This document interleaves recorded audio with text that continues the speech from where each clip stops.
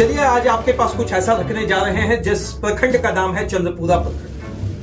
चंद्रपुरा प्रखंड में सामुदायिक स्वास्थ्य केंद्र तो नहीं है, लेकिन एक चंद्रपुरा प्रखंड के ही क्षेत्र में श्रीमान दुगदा से जब आप रास्ते से टी मोड़ होकर आगे बढ़ते हैं, जगह का नाम है सिजुआ, गुटुए बस्ती के आसपास का है, जहां पर एक हॉस्पिटल लंबे समय से बना हुआ था, लेकिन उसका हुआ है फिर से जीर्णोद्धार। मैं उमेश आज आपके पास एक विश्लेषणात्मक तरीके से रखना चाह रहा हूं कि सिजुआ प्राथमिक केंद्र की वास्तविक स्थिति क्या है। वकल वीडियो में आप देख रहे हैं कि भवन जिस तरीके से रोशन हुआ, भवन जिस तरीके से चकाचौंध हुआ, भवन में जिस तरीके से जीर्णोद्धार का काम हुआ, यह तो तारीफे काबिल है। श्रीमान माननीय बेरमो के विधायक अनूप सिंह, जिनको जयमंगल सिंह के नाम से भी लोग जानते हैं, बड़ा कर्मठता के साथ इस बार उन्होंने इस मुद्दा को अपने नजदीक अपने चीजों से समझ कर रखा था कि इस हॉस्पिटल को, इस प्राथमिक स्वास्थ्य केंद्र को अगर मैं चालू नहीं करवा सका तो मैं आपके बीच वोट की राजनीति करने या वोट मांगने नहीं आऊंगा। चलिए सबसे पहला इसको विश्लेषणात्मक तरीके से रखे। माननीय बेरमो विधायक को बहुत बहुत धन्यवाद। एक ऐसा काम आपने कर दिखाया जो राजनीतिक परिशिष्ट में आपका नाम जरूर रखा जाएगा। श्रीमान इससे पहले इस चीज को आप जाने, पहले समझे कि जिस जगह तक इस हॉस्पिटल प्राथमिक स्वास्थ्य केंद्र को बनाया गया, उस जगह का नाम सिजुआ पंचायत के अंतर्गत यह पड़ता है। सिजुआ पंचायत, अब सिजुआ पंचायत गुटुए के सामने वाला सिजुआ पंचायत बड़ा बुरा स्थिति में था, और इस बुरा स्थिति से जिस विश्लेषणात्मक तरीके से बात को समझेंगे तो एक चीज है, भवन पूरी तरह से जर्जर हो चुका था। हम लोगों ने मुखरता प्रखरता से भी इस चीज को दिखाया, हमारे व्योम टीवी के पेज पर भी लगातार इन चीजों को हम लोग दिखाते आए।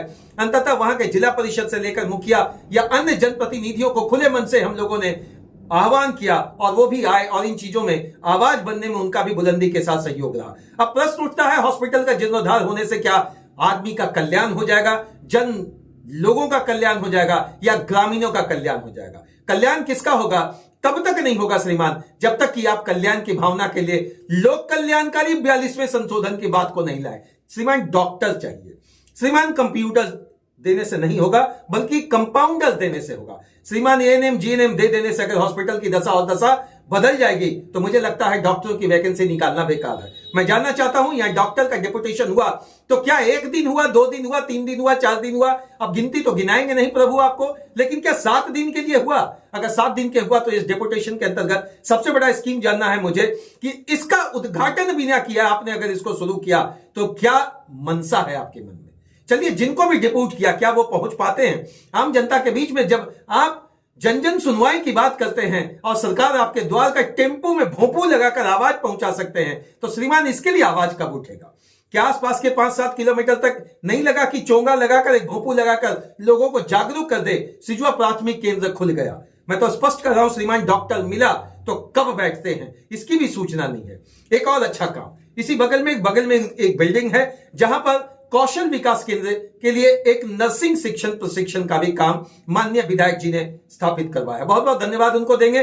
कम से कम वहां की जो महिलाएं हैं, वहां की जो बच्चियां हैं, जिनके मन में देश सेवा, राष्ट्र सेवा के साथ बोलते हैं ना, मरीजों की सेवा का बात अगर जाग रहा हो, तो इस ट्रेनिंग के माध्यम से अगर 2-4 लोगों को वहां कहीं डेपुटेशन के माध्यम से नौकरी भी मिल जाए, प्राइवेट ही अस्थायी रूप से मिल जाए, तो बहुत बहुत बढ़िया रहेगा। अब सवाल आकर टिकता, हम तो पूछेंगे कि पेज से लगातार मुखर और प्रखर होकर हम लोगों ने यह जानने की कोशिश करी है, और आपसे भी हम जानना चाहते हैं, वहां के जितने जनप्रतिनिधि, चाहे पक्ष के हो विपक्ष के हो, माननीय विधायक अनूप सिंह जी से भी यह जानना चाहेंगे कि आप इस बार बड़ा भारी मत से जीते। 30-35 हजार का आंकड़ा आप रख रहे हैं जीत का, लेकिन अब जानना है कि 30-35 हजार के जीत के आंकड़ा के अंतर्गत क्या उस हॉस्पिटल में 30-35 हजार मजदूर, साल में आप 30-35 हजार मरीज या बीमार आदमी साल में पहुंचा पाएंगे? तो बड़ा आपका शुक्रगुजार होता, बहुत बढ़िया होता कि आपके इस स्टेप की सराहना होती। केवल जिस जगह पर यह बना है श्रीमान, वहां आने जाने में 50 रुपया किराया चाहिए। अब वो भवन को तो हटाकर आप शिफ्ट नहीं कर सकते, लेकिन एक चीज जरूर कर सकते हैं, अगर 2-3 डॉक्टर, एक लेडी डॉक्टर का 1-2 दिन, अगर बच्चों का डॉक्टर का 1-2 दिन, और 1-2 दिन अगर फिजिशियन का अगर काम करते हैं, तो मुझे लगता है आम ग्रामीण गदगद हो जाएगा। बहुत बहुत धन्यवाद। भवन के निर्माण में बहुत बहुत धन्यवाद, भवन के जीर्णोद्धार में बहुत बहुत धन्यवाद। अब आया सुरक्षा गार्ड से जब हम लोगों ने वहां बात करने की कोशिश की तो उन्होंने बताया कि पिछला 14 महीना का तो वेतन श्रीमान मिला नहीं। उसके बाद हम लोगों ने उस भवन को छोड़कर जर्जर चला गया। अब फिर से 3 महीने से हम लोग सेवा दे रहे हैं, लेकिन हम लोगों को 1 रुपया नहीं मिला। श्रीमान, इन चीजों को ध्यान देना पड़ेगा। करोड़ों की लागत से बनने वाले भवन के पीछे जो मंशा होती है उसमें होता है जन कल्याण। अगर डॉक्टर के आने के पीछे की मंशा होती है तो उसमें भी होता है जन कल्याण। अगर आप एएनएम, जीएनएम या कंपाउंडर या जितना भी लैब टेक्नीशियन वहां रखेंगे, उसके पीछे एक ही मंशा होती है, जन कल्याण।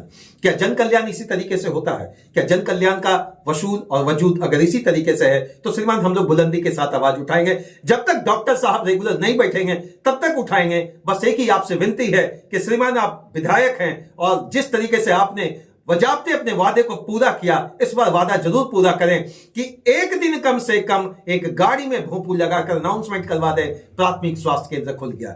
जय हिंद श्रीमान, मेरी तो एक ही कोशिश है, न लाग न लपेट। बस अगर जहां अच्छा काम होगा बेहिचक दिखाएंगे, जहां हमें लगेगा किसी प्रकार की कमी है तो सवालों के बीच में, सवालों के चीज से सवाल बनकर एक जरूर उभरेंगे। तब तक के लिए जय हिंद, जोहार झारखंड आप सभी को।